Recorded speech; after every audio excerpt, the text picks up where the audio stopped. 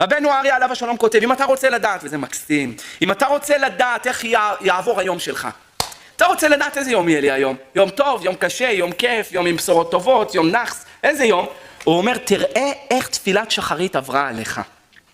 אם תפילת שחרית היה עם לימוד לפני, עם מקווה לפני, עם קצת התבודדות, עם פתח אליהו, ותתפלל חנה, קורבנות כמו שצריך, אשרי יושבי ביתך בנועם, מילה בסלע, ומתפלל, והעמידה שלו קולחת ובדבקות וביראת שמיים, תדע עכשיו כל היום הולך ככה, ככה הוא כותב. ואם אתה מגיע ישר כי בסוס פרעה, נכנסת לבית כנסת, הגיע, ובורח הוא בא לציון גואל, בורח, כל היום שלך יהיה ככה.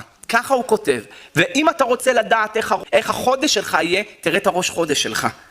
אם הראש חודש שלך זה עם לימוד, עם הבנה, עם פת שחרית, שיש בה המון דברים טובים. אם זה ראש חודש שלך, זה בתפילה, זה בהתבודדות, זה עם הכוונות שאני כתבתי פשוט חלק A, כוונות שצריך לעשות במוסף של ראש חודש, עם צדקה, כל החודש יהיה כמו הראש חודש.